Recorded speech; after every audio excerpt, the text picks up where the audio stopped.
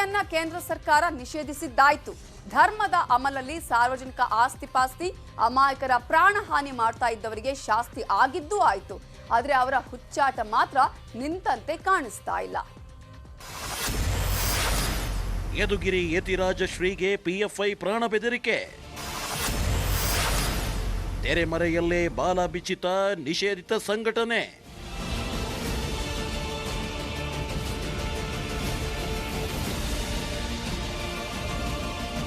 ದೇಶದಲ್ಲಿ ಅಶಾಂತಿ ಸೃಷ್ಟಿಸುತ್ತಾ ರಾಜಕೀಯ ಬೇಳೆ ಬೇಯಿಸಿಕೊಳ್ತಿದ್ದ ಪಿಎಫ್ಐ ಸಂಘಟನೆ ಕೇಂದ್ರದಿಂದ ನಿಷೇಧಕ್ಕೆ ಒಳಗಾಗಿದ್ದಾಯ್ತು. ಆದರೆ ಸಂಘಟನೆಯ ರಕ್ತದಲ್ಲಿರೋ ಧರ್ಮದ ಅಮಲು ಮಾತ್ರ ಕಡಿಮೆ ಆದಂತೆ ಕಾಣ್ತಾ ಇಲ್ಲ. ಸ್ವಾಮೀಜಿಗೆ ಕಳೆದ ಕೆಲ ತಿಂಗಳುಗಳಿಂದ ಬೆದರಿಕೆ ಕರೆಗಳು ಬರ್ತಾ ಇವೆ.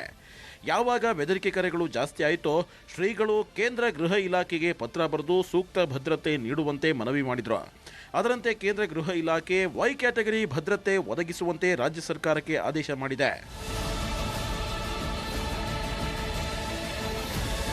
ಇನ್ನು ಸ್ವಾಮೀಜಿ ಮೇಲೆ ಪಿಎಫ್ಐ ಕೋಪಕ್ಕೆ ಕಾರಣವೇನು ಅನ್ನೋದನ್ನ ನೋಡೋದಾದ್ರೆ, ಕಾಶ್ಮೀರದಲ್ಲಿ ರಾಮಾನುಜಾಚಾರ್ಯರು ಸಂಚರಿಸಿದ್ರು. ಹೀಗಾಗಿ ಯತಿರಾಜ ಶ್ರೀಗಳು ಅಲ್ಲಿಗೆ ತೆರಳಿ ರಾಮಾನುಜಾಚಾರ್ಯರ ಪ್ರತಿಮೆ ಪ್ರತಿಷ್ಠಾಪಿಸಿದ್ರು. ಆಗ ಕಾಶ್ಮೀರದಲ್ಲಿ ರಾಮಾನುಜಾಚಾರ್ಯರ ಪ್ರತಿಮೆ ಪ್ರತಿಷ್ಠಾಪಿಸಿದ್ರು. ಈ ವೇಳೆ ಕಾಶ್ಮೀರ ಸರಸ್ವತಿಯ ನೆಲೆವೀಡು ಎಂದಿದ್ರು. ಅಲ್ಲದೆ ಕಾಶ್ಮೀರ ಭಾರತದ ಅವಿಭಾಜ್ಯ ಅಂಗ ಎಂದಿದ್ರು.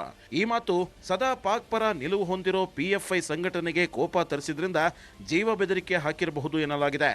ಕೇಂದ್ರ ಗೃಹ ಇಲಾಖೆ ವೈ ಕ್ಯಾಟಗರಿ ಭದ್ರತೆಗೆ ಆದೇಶಿಸುತ್ತಿದ್ದಂತೆ ಮಲ್ಲೇಶ್ವರಂನ ಯದುಗಿರಿ ಯತಿರಾಜ ಮಠಕ್ಕೆ ಪೊಲೀಸರ ಭದ್ರತೆ ನೀಡಲಾಗಿದ್ದು 12 ದಿನಗಳಲ್ಲಿ ವೈ ಕ್ಯಾಟಗರಿ ಭದ್ರತೆ ನೀಡಲಾಗ್ತಿದೆ. ಇತ್ತ ಮೇಲುಕೋಟೆ, ತೆಲಂಗಾಣ, ಆಂಧ್ರ ಪ್ರದೇಶದಲ್ಲಿರೋ ಮಠಗಳಿಗೂ ಭದ್ರತೆ ನೀಡಲಾಗುವುದು. ಇದು ಕೇಂದ್ರ ಗೃಹ ಇಲಾಖೆ ಅಡಿ ಈ ಭದ್ರತೆ ಬರಲಿದ್ದು, ವೈ ಕ್ಯಾಟಗರಿ ಭದ್ರತೆಯಲ್ಲಿ 28 ಪೊಲೀಸರು ಇರಲಿದ್ದಾರೆ. ಅದರಲ್ಲಿ ಒಬ್ಬರು ಅಥವಾ ಇಬ್ಬರು ಕಮಾಂಡರ್ಗಳು ಇದ್ದು ದಿನದ 24 ಗಂಟೆಗಳು ಶಸ್ತ್ರಧಾರಿ ಕಮಾಂಡೋಗಳಿಂದ ಭದ್ರತೆ ಇರಲಿದೆ.